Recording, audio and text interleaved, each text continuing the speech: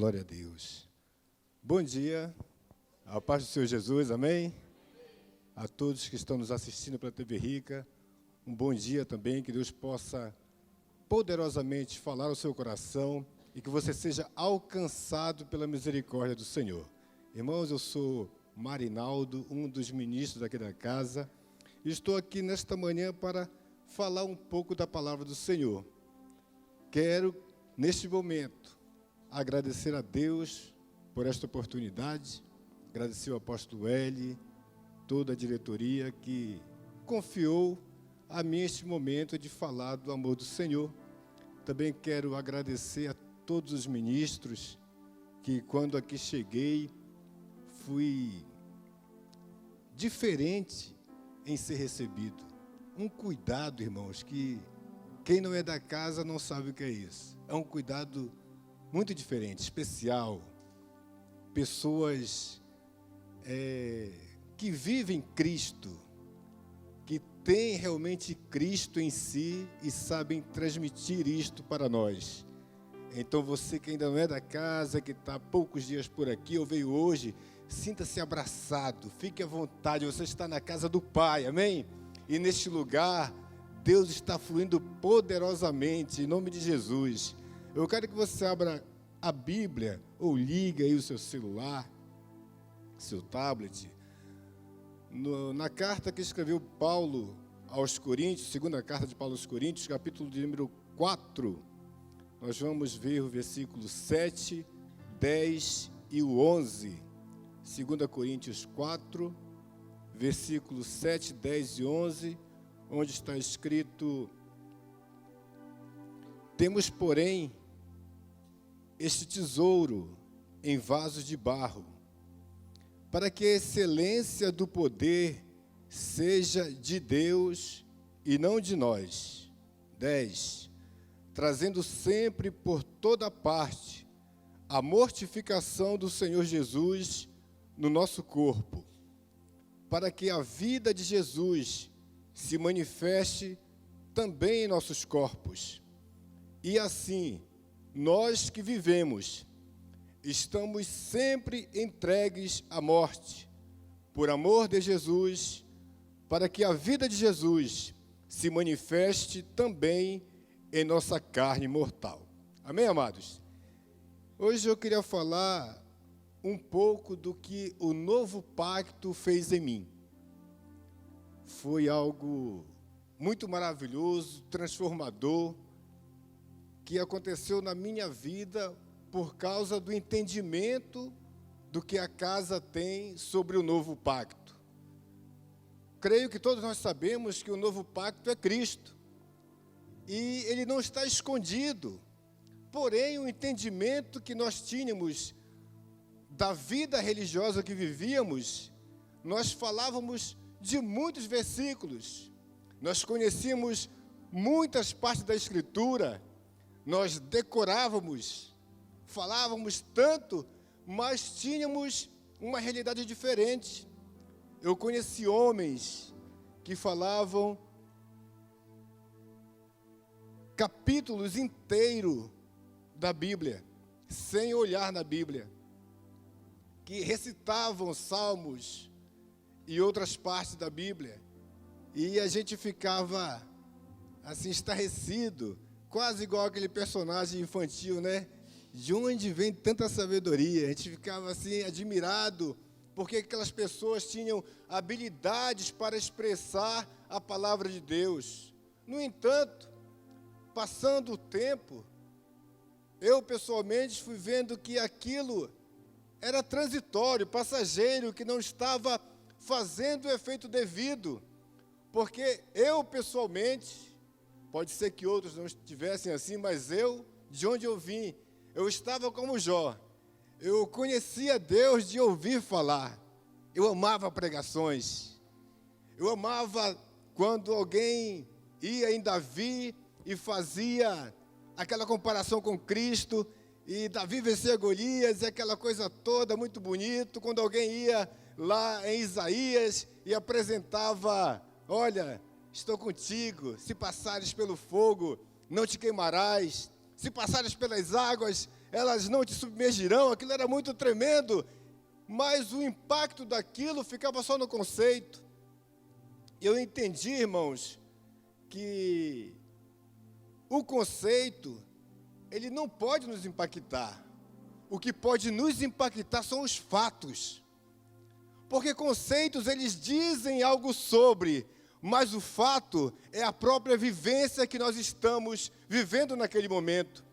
É o próprio momento que diz quem somos em Cristo. E nós aprendemos religiosamente muitos conceitos. Aprendemos muitas ideologias, muitas regras. Para mim, pessoalmente, o momento do culto, o principal momento, era quando o culto estava pegando fogo. Tinha uma alegria, uma explosão de glória. E então, naquela hora, o pregador, ele era um bom pregador. Se alguém chorasse, ele estava indo bem. E eu cheguei mais ou menos nessa pegada por aqui. E quando eu cheguei aqui, eu vim descobrir que não se tratava disso. Eu não venho ao culto para chorar, eu venho ao culto para me alegrar em Cristo Jesus, amém? Eu não venho ao culto, aleluia, para ser massageado, para dizer, coitadinho que você está passando por aquilo. Eu venho ao culto para ser apontado para um caminho dizendo, vai, porque tu vais conseguir em nome do Senhor Jesus. Hoje eu venho ao culto porque eu sei que nesta casa é uma plataforma. E o apóstolo, ele nos indica o caminho para onde nós devemos ir.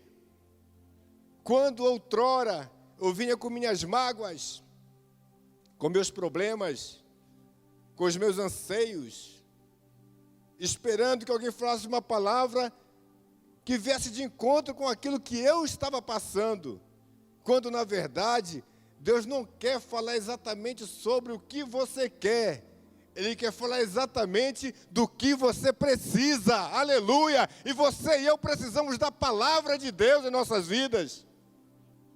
Quantas vezes para nós parece que o culto é mais legal quando lágrimas correm, do que quando nós raciocinamos o que diz a palavra.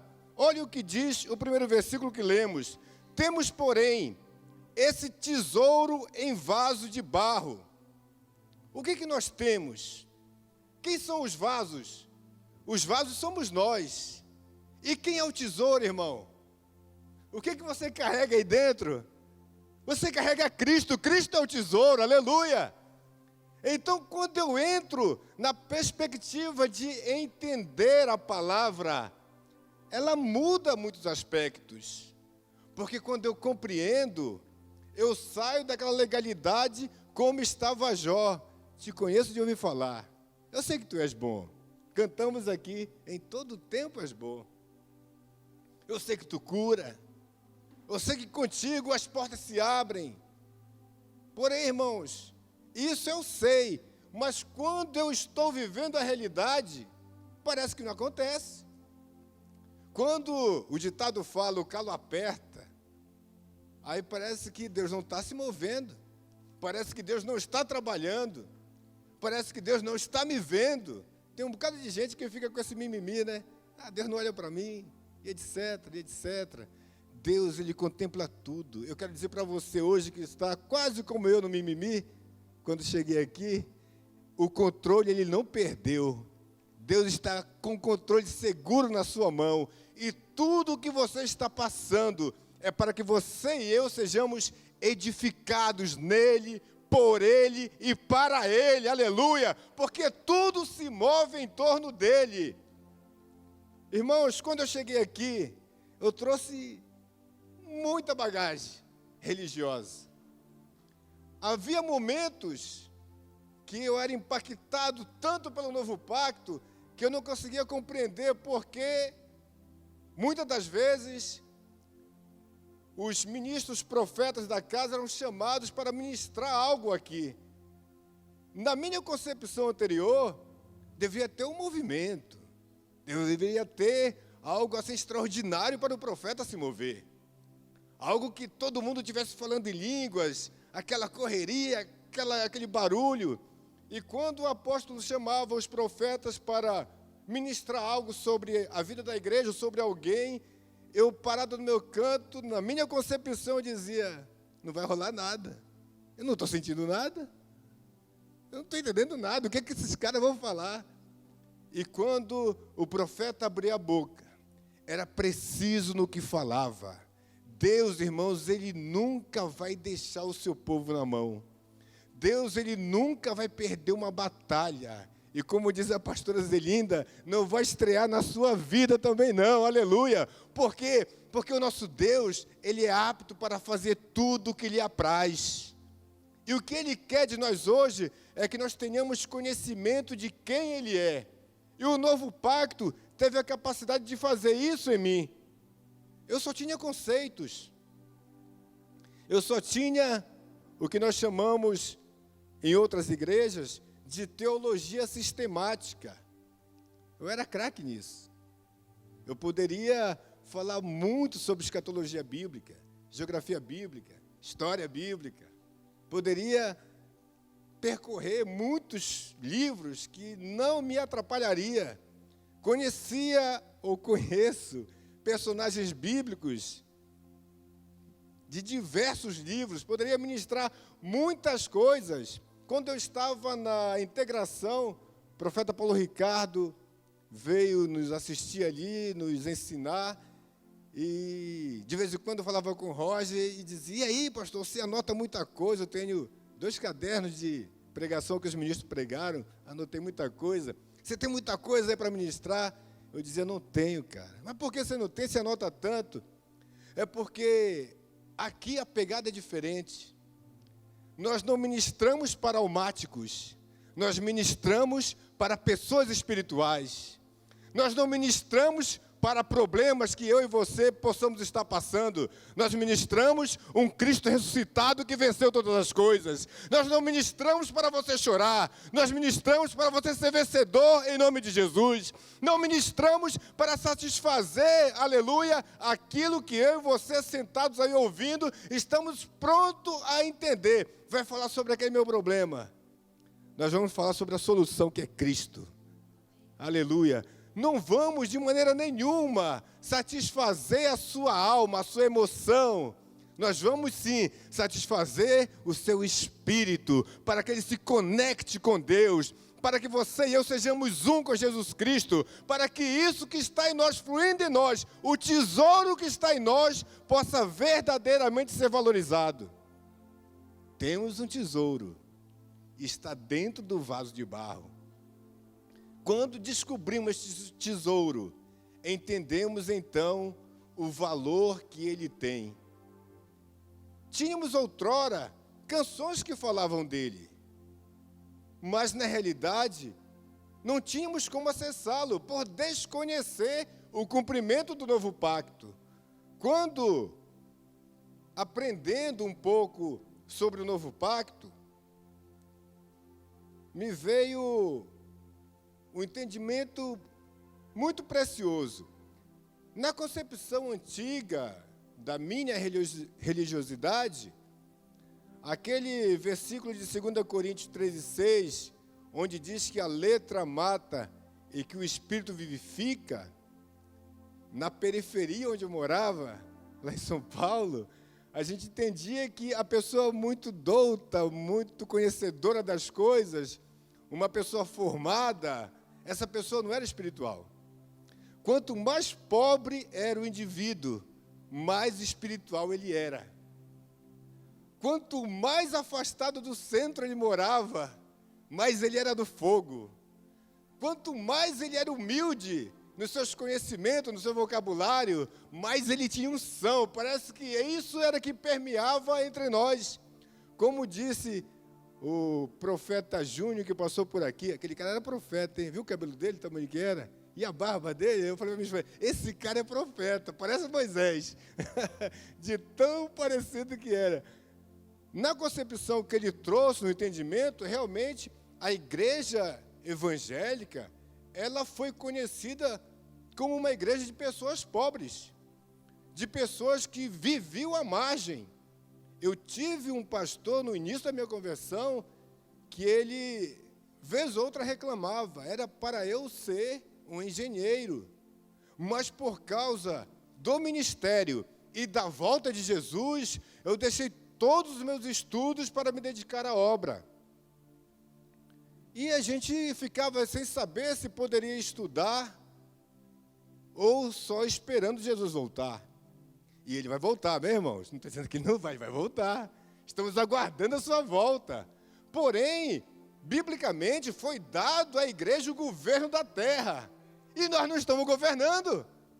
Foi dado à igreja todo o poder. E nós estamos sendo, ao contrário, pessoas se apoderam e tomam conta daquilo que é nosso. E essas coisas todas vieram me trazendo entendimento. Hoje, o que eu entendo? Que não é o irmão pobrezinho de marré-marré que é espiritual. Que não é o irmão que se formou, que tem uma porção de curso na universidade, que é o carnal. Mas eu entendo hoje que a letra mata aquele que não tem entendimento de quem é Cristo. Hoje, tantas pessoas com teologia, doutores, PhD e muita coisa, que não entende o que ele porta. Ele não consegue enxergar o tesouro que deveria estar dentro dele, se é que está lá, como diz Paulo, se é que o Espírito está em vós. Não consegue acessar o Cristo que biblicamente está nele. Olha só uma coisa interessante. Lembra no batismo, quando a gente vai lá para águas batismais, e o que o batizador fala? Que naquele momento, está na Bíblia também, a pessoa está morrendo para a carne, não é isso? E vivendo para o Espírito. É a regra do batismo. Quando chega nessa interpretação, todo mundo passa, puxa vida, eu batizei agora, não estou mais na carne, engano. Continua carnal do mesmo jeito. Não vira esse negócio na vida da pessoa. Dificilmente alguém entende o significado desta palavra. Aí o novo pacto entra. O conhecimento do novo pacto traz luz para a escuridão da nossa mente.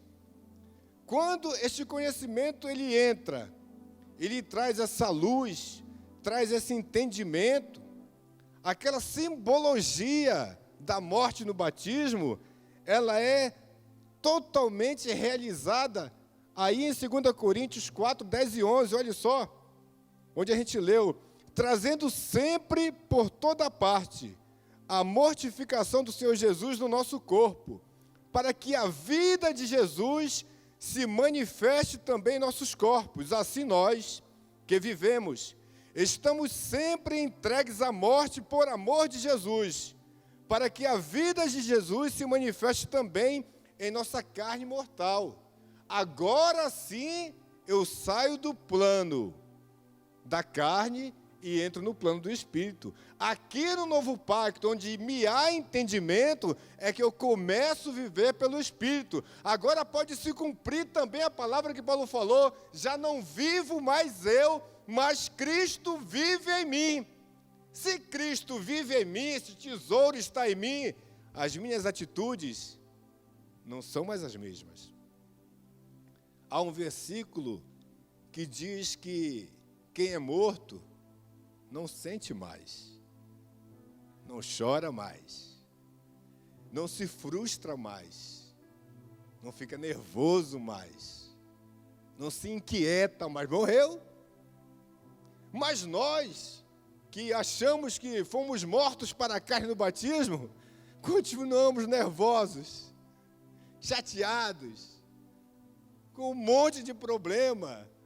Não gostamos de A, de B ou de C, não vamos com a cara do D. Mas você não está morto? Você só está morto, meu irmão, quando o novo pacto, que é Cristo, começa a fazer parte da sua vida, como começou a fazer parte da minha também. Quando eu cheguei, eu vim de uma experiência tão grande, religiosa, que entre ministros nós disputávamos quem pregava melhor. Eu sei que para muita gente era assim, ainda é assim. Que para muitos, se fosse convidado para ir em uma igreja, era o ápice da sua carreira. Que ministrar em congressos, conferência, era algo top do top, porque você estava sendo reconhecido. Mas quando eu entendi o novo pacto, que não se tratava mais de mim, mas se tratava dele, aleluia, tudo mudou. Eu não me importo hoje mais se eu não prego todo mês, se não me convidam para conferência ou para congresso. Hoje o que eu me importo é de estar nele, adorando a ele, entendendo quem ele é em mim e o que eu sou nele, aleluia. Mudou todo o contexto. O novo pacto, ele tem esta aptidão de trazer para nós o verdadeiro conhecimento de quem sou eu no reino. Para que eu vivo? Como eu devo me mover? Onde eu estou sendo moldado para poder fluir no Espírito? Quando o nosso irmão estava ministrando a canção, ele dizia flua, flua, ele estava dizendo, adore individualmente, você não precisa de uma regra para adorar. Você pode, aleluia, simplesmente manifestar a sua adoração. Porque nós temos que fugir cada dia mais da mecanização da adoração. Levanta a mão, levanta as duas mãos, olhe para a esquerda, olhe para a direita. Nós não estamos mais no quartel.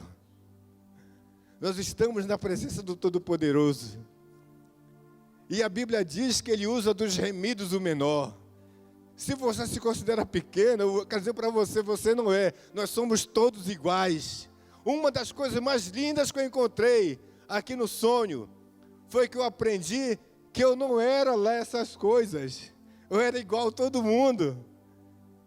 Um dia no retiro da Aljava, eu fui convidado para ir, que era só de ministros, e chegando lá, a pastora Zelinda, ela ministrou algo muito poderoso na minha vida, que é o que o novo pacto me proporcionou.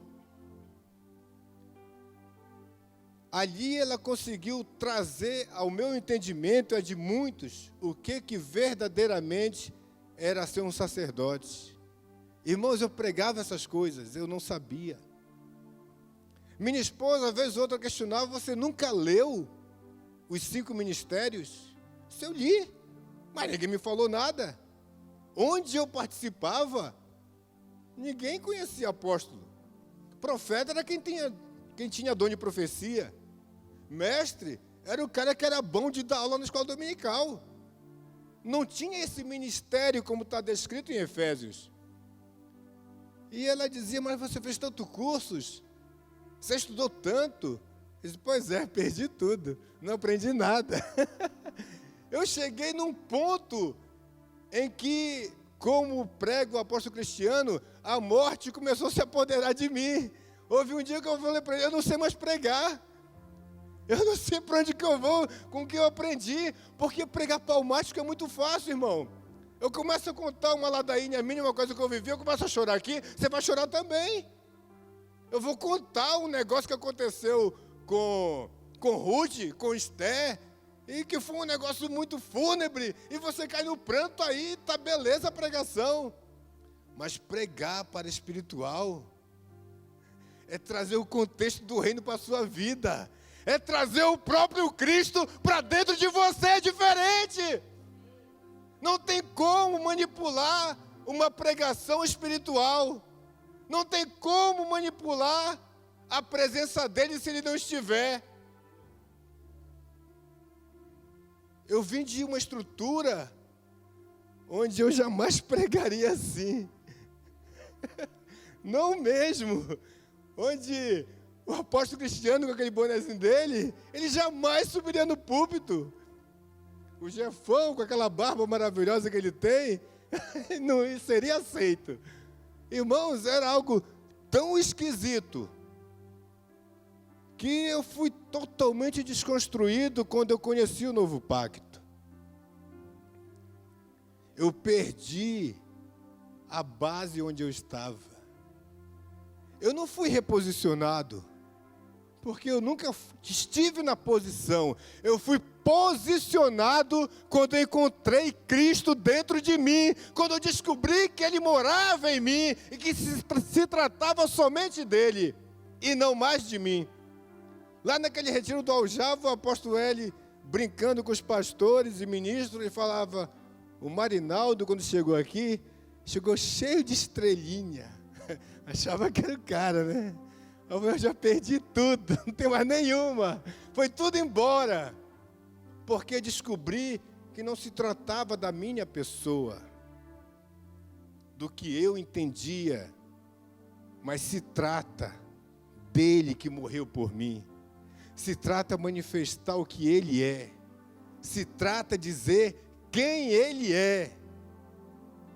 Quando, lá no livro de Salmo diz, abram as portas aos portais eternos, que está entrando o Rei da Glória, surge uma pergunta, quem é esse Rei da Glória? Eu quero responder para você hoje, meu irmão, é Jesus está dentro de você, o Rei da Glória. Você talvez não consiga compreender como hoje eu compreendo. O que eu trago dentro de mim é precioso, é maravilhoso, é tudo que alguém um dia possa querer ter. E às vezes temos e não sabemos que o temos. Andamos com ele e dizemos que estamos andando só. Um dia no serviço, um colega chegou para mim, viu que eu frequentava a igreja, e ele disse, ô Marinaldo, como que é o teu Deus, cara? Eu disse, por quê? Isso é porque para mim é assim, eu chego aqui, faço o sinal da cruz e está tudo certo, deu o que der, já foi. E como é que é o seu? Esse cara meu é meio diferente. Ué, mas não é Deus, não é Deus? É, mas para mim é diferente. Como que é? Disse, cara, quando eu vou dormir, eu durmo com ele. Se eu sonhar, é coisa dele. Quando acordo, eu já acordo com ele. Eu entro no ônibus, ele está junto comigo. Eu venho para o trabalho, ele trabalha comigo. Eu vou comer contigo, ele está entre eu e você. Nós estamos juntos. Eu volto para casa, ele volta comigo. Como assim? É porque eu estou nele e ele está em mim. Foi essa a oração de Jesus. Pai, eu te peço que não tire do mundo, mas que o livre do mal. Mas que como tu estás em mim e eu estou em ti, que eles estejam em mim e eu esteja neles. E ele ficava sem entender, porque durante o período do trabalho, ele podia fazer mal para alguém, ele podia entregar o colega, ele podia denunciar algumas coisas, né? Aquele negócio de funcionário e patrão, fica entregando aquela coisa toda. E eu dizia, cara, se ele está em mim, eu não posso fazer isso. Eu não posso ter essa atitude que você está tendo, porque ele, com certeza, não me entregaria para ninguém. No caso, ele morreu por mim para não me entregar para o inimigo. Ele morreu no meu lugar. E se eu porto realmente ele, a minha atitude é outra. Por isso que quem morreu para Cristo, irmão, com Cristo, não se envolve com as questões desse mundo. Falaram mal de mim, deixa falar. Ah, estou fazendo isso, deixa fazer. O importante é o que Cristo está fazendo em você. O importante é o que Ele pensa de você. Tem pessoas que se preocupam muito com o exterior. O que falam, o que estão vendo. Deixa Cristo brilhar, irmão. E se um dia alguém disser que você é diferente, entenda que essa diferença é a presença dele na sua vida. Não precisa anunciar, colocar no outdoor. Só precisa você transportá-lo para onde quer que você vá. E olha só o que veio acontecendo na minha vida. Religioso, teologia, dogmas, doutrinas, todas essas coisas que quando eu cheguei e o novo pacto fez em mim, me tirou todas essas coisas que não estavam me levando a nada. E me posicionou, como eu falei, eu nunca tive na posição, então não posso ser reposicionado. Mas eu fui posicionado como homem. Irmão, sabe o que é ser homem? Você precisa ir no retiro de homens, para você entender o que é ser um homem de Deus. Entre outras coisas, ser homem é ser formador de identidade. Como explica muito bem o apóstolo Cristiano, o inimigo não está preocupado em destruir as crianças. Ele está destruindo a personalidade de homem, de pai. Porque esse homem, este pai, é ele quem forma a identidade do filho. E muitos filhos perdem a identidade por não ter uma referência, por não ter aquele homem como cabeça na sua casa.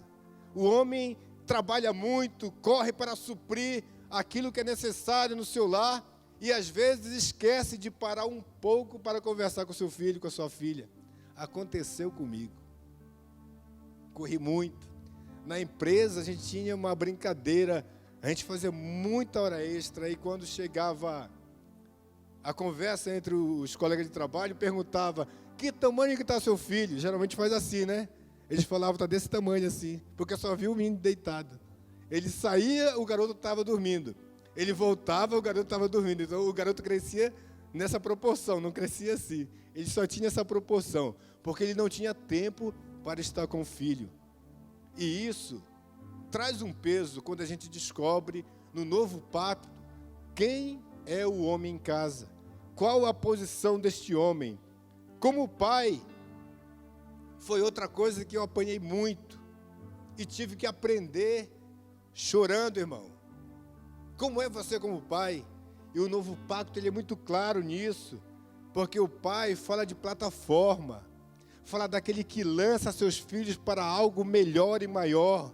E essa casa tem essa plataforma, aleluia. A esperança e a experiência do apóstolo nessa casa é que todos nós possamos ir mais além do que eles já alcançaram, aleluia. Que os nossos filhos, nossos netos, eles possam alcançar posições superiores àquelas a quais nós chegamos. Que bonito, que maravilhoso será daqui a alguns anos, nesse salto para o futuro. Você está em outra posição. Seu filho está em outra posição. Você vê esse Deus geracional colocando a sua geração em patamares melhores e maiores para anunciar, aleluia, a pessoa de Cristo Jesus. Essa é a função do pai, de dar plataforma para o seu filho, de lançar o seu filho. E isso eu não sabia, porque eu não tinha o entendimento do novo pacto.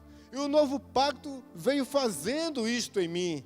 Ele veio me destruindo em tudo que eu pensei que eu era instruído. Quando, no entendimento que eu vim ver, eu não sabia de nada. Por isso eu comecei a morrer. E quando eu falei com o apóstolo Cristiano sobre esse assunto, ele falou: isso aí é o princípio da sua morte. Não estava nem no meio, era o início. E eu já estava quebradão de tudo. Aí teve outro negócio que foi muito marcante na minha vida. Naquele congresso da UJA, a pastora Zelinda pregou sobre sacerdócio e sobre sacerdote. E uma das coisas que ela falou e que me deixou chocado demais, ela falou que a igreja brasileira ensinou muito bem o papel de sacerdote no púlpito. Ou seja, homens eram instruídos para pregar, para trazer uma mensagem poderosa da parte de Deus, que eram homens na vista dos irmãos, homens íntegros, homens de Deus, homens santos, homens poderosos para instruir. Mas estes mesmos homens, sacerdotes de Deus no altar, não eram sacerdotes em casa, não ministravam em casa, não davam em casa o suporte necessário de um verdadeiro sacerdote. Em casa, esses homens eram omissos. Em casa, esses homens que eram santos aqui, não eram santos lá. Em casa, estes mesmos homens eram bravos, violentos, mas quando chegavam na igreja, eram mansos e cordeiros. E eu tive que aprender mais uma vez que a primeira chamada de um homem não é no púlpito, é em casa. É instruir o menino no caminho que ele deve andar.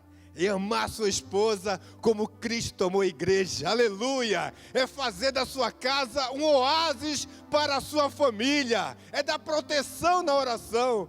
Lembra lá na outra igreja que tem um ciclo de oração? E só as mulheres quase participam? Aquele papel, aprendi aqui, não é delas, é do sacerdote. Não que elas não devam orar, mas o papel de orar em casa é do homem, é ele que é o sacerdote, é ele que intercede pela sua família. E quando ela lançou esta palavra, aquilo me abalou muito, porque eu era sacerdote de púlpito. Eu pregava em muitas igrejas, eu ia para lá e para cá. Era difícil não ter um mês que eu não estava pregando em alguma igreja. Aquilo me satisfazia pessoalmente como crente da época. Mas quando eu entendi o novo pacto, isso já não é a minha realidade. Quanto menos me chamarem para pregar, melhor que eu fico ali aprendendo, vivendo, descobrindo o que realmente Cristo quer da minha vida.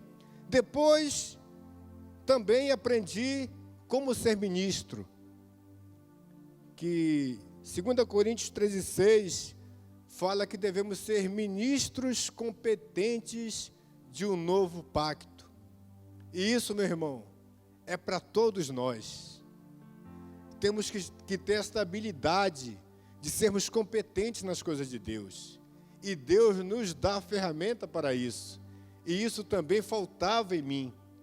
Muitas coisas me desconstruíram. Então, eu vim entendendo que a morte, que falavam tanto aqui na casa, do eu, da minha vida, estava simplesmente gerando Cristo em mim. Estava trazendo uma nova vida sobre a minha morte. Hoje, eu posso entender que não se trata mais do pastor fulano, do evangelista Beltrano, do ministro Cicrano. Se trata de Cristo em nós, aleluia, a esperança da glória. Se trata de Cristo em nossas vidas, aleluia, aquele que morreu por todos nós. Se trata dele aparecer e não eu. Se trata da palavra que disse Paulo: não mais vivo eu, mas Cristo vive em mim. Não se trata de uma religião. Não se trata de uma moda evangélica gospel, se trata da realidade da palavra de Deus. O novo pacto, ele é vivo e está dentro de nós. É necessário que nós entendamos e vivamos essa liberdade de ter Cristo verdadeiramente vivo em nós. Quando Cristo ele é gerado, então acaba o eu da sua vida.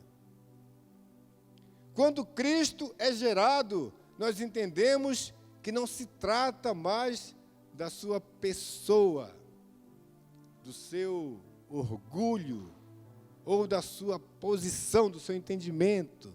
Se trata pura e simplesmente da pessoa de Cristo Jesus. Amém, meus amados? Isso que eu tinha para falar para vocês nesta manhã. Cristo tem que ser gerado em nós. Você pode ter N cursos, você pode ser bacharel em MBA, doutor em divindade. Se você não consegue entender a preciosidade que você porta, por enquanto, você ainda não o conhece. Você pode, o seu entendimento não ser nada, mas se você sabe quem você porta, eu posso te dizer, você já sabe quem você é em Cristo. Hoje, o nosso entendimento é que nós somos um. Nós somos um em Cristo. Nós temos Deus por Pai. E eu queria lembrar algo que também me chamou a atenção. Dizem por aí que somos irmãos de fé, não é isso? Ah, meu irmão de fé. Eu aprendi diferente também. Se Deus é o nosso Pai, nós não somos irmãos de fé. Nós somos irmãos porque temos um Pai que é Deus. Amém? Eu vou orar com você. Fique de pé em nome de Jesus.